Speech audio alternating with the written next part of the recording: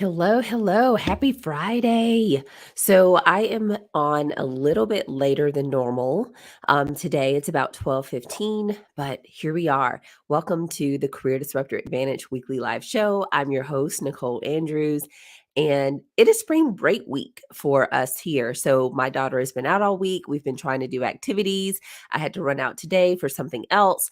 And that is what life is, right? Life happens no matter what we have planned, but I am here. So if you're watching the replay, this topic is one that I felt it's one of those topics where it's hard to talk about because it's about how to handle criticism, how to handle feedback, and how to avoid taking criticism personally. And the reason why this topic is so critical is because we're living in a time where there is cancel culture. And yes, I'm smiling, but it's not a funny topic. There is cancel culture. So it's almost like people are behind the scenes trying to find a reason to just cancel people. And there's a time, obviously, where people need to be held accountable. But what happens is people are being canceled for things that are happening, 10, 15, 20 years ago, and they may be a totally different person. And also, we're also in this time where people are starting to cancel people based on that person's beliefs, that person's lifestyle, that person's decisions, whatever it may be, even though it's not harmful to other human beings. So, my thing is if something's harmful to other human beings or have harmed human beings, and yes, you have to be held accountable for that. But a lot of times, these are just things that people believe in or things that they have personal preferences around that really don't cause any harm. It's just their personal preference. It could be an association that you joined or something else that you feel very passionate about, that you feel passionate about climate change and someone hates climate change and so therefore they're going to cancel you for that. Um all of that to say, I know that was a long-winded way to say that we're here to talk about the 3 quick tips to avoid taking criticism personally, and I'm super I guess just I just ran back in. Again, life happened, so this is not as polished as I typically would like it to be, but again, I want you to know that when you're showing up, again, it's not gonna be polished. People may criticize this, people may criticize you because you're talking too fast or you're not getting to the point quick enough. But the first tip that I wanna share with you today is this. The first thing that I want you to think about whenever someone criticizes you is people don't criticize what they don't notice. So let me repeat that. People don't criticize what they don't notice. So if you've been criticized at work, if you've been criticized in your family, if you've been criticized in your friend circle, if you've been criticized in society, whatever it is, people don't criticize what they haven't noticed or what they don't notice. That's something that I feel you should know, because when you are being criticized, that means you're doing something amazing. You're doing something that's worth critiquing. You're doing something that gets attention. Now, I'm not saying that every single person that has been criticized is doing something that is worthy or doing something that shouldn't be criticized negatively. I want to separate those two things because people can hop on this replay and think that I'm saying there is nothing that should ever be criticized. Absolutely, we all need feedback. We all have flaws. We all have areas where we need critique and we need to strengthen and we need to grow in those areas. But this is not that. This is maybe you shared an idea at work, or maybe you started to dress in a certain way, or maybe you started to wear your hair in a different way. And people are starting to criticize how you look because you decided to change up your personal style or your hair is different. People don't criticize what they don't notice. Before they didn't notice it, and so they didn't criticize it. But if you're doing something outside of the box, I think it was Aristotle who said, if you don't want to be criticized, then do nothing, say nothing, and be nothing. So there you go. So if you are or have ever been criticized, I want you to give yourself a big hug today because that means that you are doing something that is worthy of criticism. You're doing something where you're putting a stand out there. You're putting yourself out there in a way that others may not because they're trying to shy away from criticism. They don't want anyone to say negative things about them or they want to be liked by everyone. And so, therefore, they don't really say anything of value or do anything of value because they want to be in the like circle. They want to be in the quote club. They want to be connected in a way that gets them validation and approval, which we all want to a certain degree. But I don't want you to do that at the expense of not showing up, not sharing your ideas, not speaking loudly and boldly about the things that you believe in this world, not sharing the innovative ideas you have about something that's work related. I don't want you to shy away from those things. So that's number one. People are noticing you, and that's why you're being criticized. And so I would not take that personally, because that means that you're on the right track. If you have never been criticized for anything, if you're listening to this right now and you have never been criticized for anything, I want you to think about, are you actually doing things that are brave? Are you doing things that are outside of your comfort zone? Are you challenging the status quo? As the career disruptor, that is what I challenge you to do, right? Every single week, every single day that you're listening, I ask you to disrupt the status quo on purpose. Because if you don't, that means that you're in the shadows. You're not really making a difference potentially, because you're not really going outside of the box. You're trying to go along to get along. And that is not going to help you make the biggest impact that you want to make. So that's number one. Number two is knowing. Do people who are criticize you or have criticized really know who you are? A lot of times people will say things about different people and they don't really know that person. They've never sat down with you and had lunch with you to get to know you as a person, get to know your background. They don't know your story. They don't know the traumas maybe that you've had to overcome in your life. They don't know what you've gone through to get to where you are right now. They don't know your children's name. They don't know your spouse's name or your partner's name. They have no idea of who you are. So, what I want you to do when you're thinking about not taking things personally is ask yourself, when someone has criticized you or when you receive tough feedback on something that you feel is not really valid, does that person even know who you are? And if the answer is no, I want you to check that off your list and say, okay, I've ran it through these filters. I'm getting attention. This person really doesn't know who I am. So let me move on.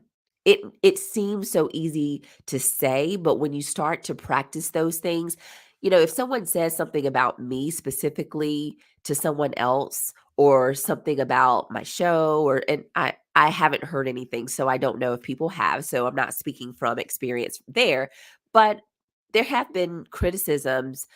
Everyone has received criticism. I'm sure there's someone somewhere who said something about you, about me, about someone, but have they ever do they even know my first name? Do they know my middle name? Do they know, um, who I am? Do they know my spouse? Do they know, like I said, my story? And if the answer is no, then I'm moving that off the list, and I'm continuing to move on, because this person really doesn't know who I am.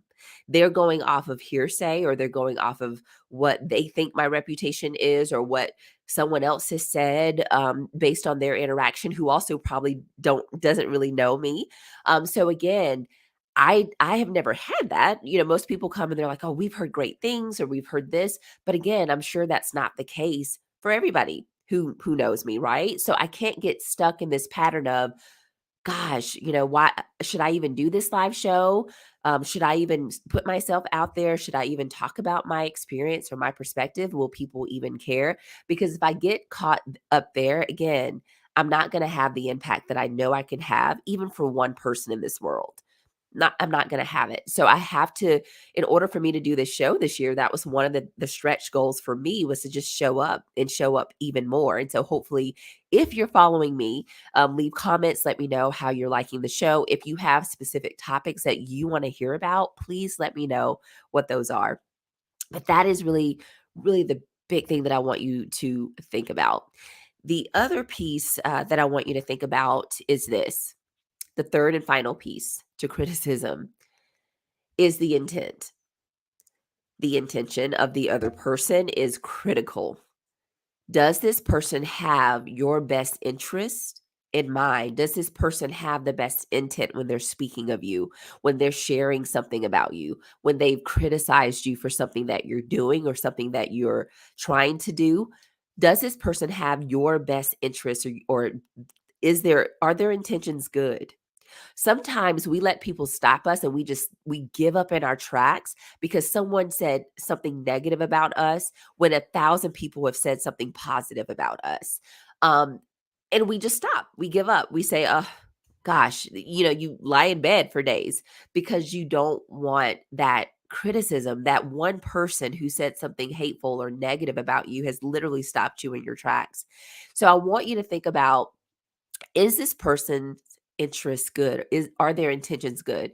I had a manager one time who gave me some really tough feedback, and it was great feedback, and I've been on the opposite end of that where I've had to give others some really tough feedback. The beauty of that is I knew that person knew me, that person knew a little of my story, not all, but a little. That person's intent was also good because they wanted me to reach my fullest potential. And so without that feedback, I may have blind spots, right? So I've had some really great leaders who've been able to pour into me and say, "Hey, this is what I see. That's great. And here's maybe one or two things that you need to work on," which is why criticism and constructive feedback, right, is so important. It's so good for you because you will learn things about yourself that everybody else is not saying. They know it, but they're not saying. And it doesn't mean that you're a bad person. I had someone one time say, "Hey, I'm getting coaching." And this was a very high level leader. And they said, I'm receiving coaching, but I'm good though. I'm not bad. Like I'm great."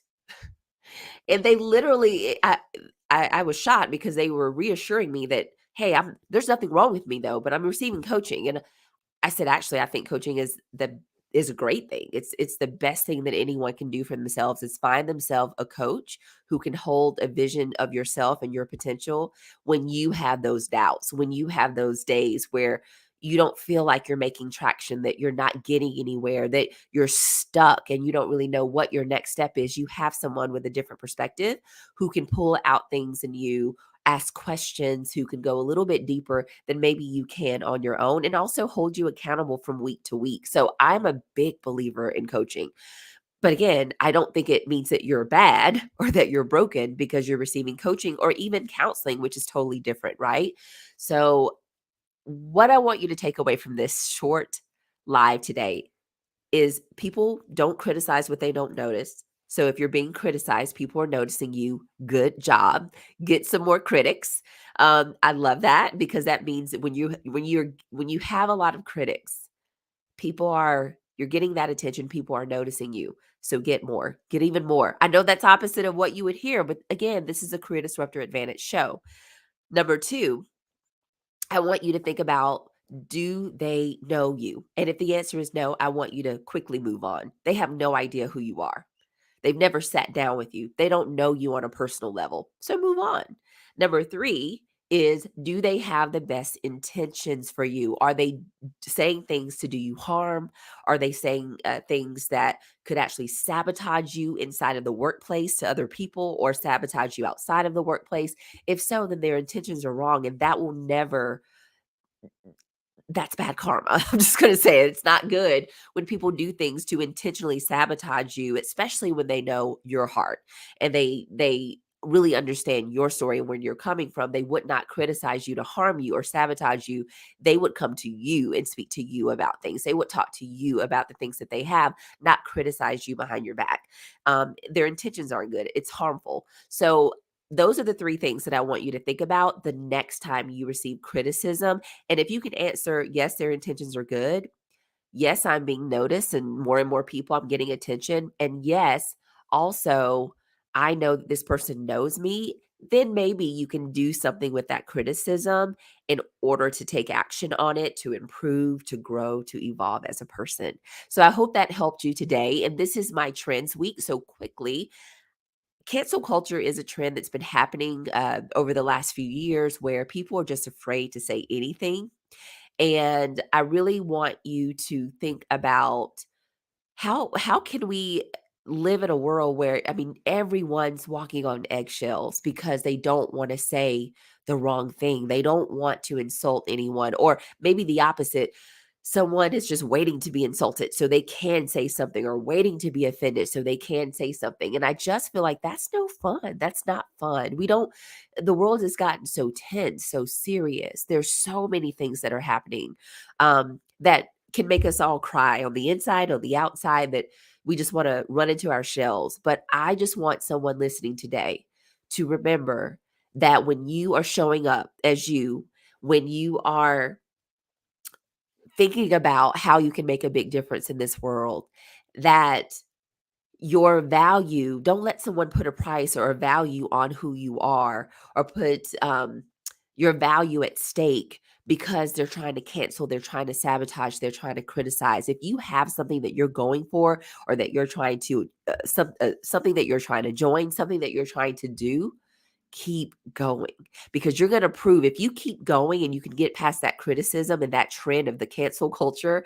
then you are helping other people do the same, and to keep going, because no human being is perfect. Until I meet someone who is on this earth today, not talking about in the past, not talking about from a faith standpoint, but someone right now today on this earth who is perfect, who has never had anything to criticize, who has never done anything or said anything wrong, who has always been calm and at peace and never had, a thought or even an action or a behavior that was wrong at any point in their lives. I mean, tell me, I'd love to meet that person. That's amazing. But there are no perfect people. So if there are no perfect people, therefore I don't want to judge. I don't want to judge or criticize, because I know that person is trying to do their best, just like I am, just like other people are. And so therefore I shall judge nothing. Nothing that occurs. That was from Deepak Chopra. So I don't want to judge anything that occurs, because at the end of the day, then two people can judge me. Two people can point two fingers back at me. We all have that, but we all sit in judgment, but we also sit in fear of judgment. So that's why I don't judge. I try to share my thoughts on things that I see and things that I feel could be different or better, but I try not to judge. I still go back to, like, hey, this is my perception of this, but hey, that person did the best that they could in that moment. And then if they didn't do the best that they could in that moment, I'm also going to, again, constructively provide criticism, but I want that to be different than judgment, because criticizing someone, giving them feedback with the best intentions because you know them, because you know that they can do better, is different than judging someone and sitting back and not offering help. I want to make that distinction. Judging someone from afar and really criticizing them without offering help, without having, again, without trying to support them and being a better person, is different than trying to offer criticism and trying to offer constructive feedback to someone because you believe in their potential and you want and know that they can do better. There's a difference. So, with that, I hope that you all have a very great weekend, and again, disrupt the status quo on purpose. And in order to change this world, I want you to create the things you wish existed.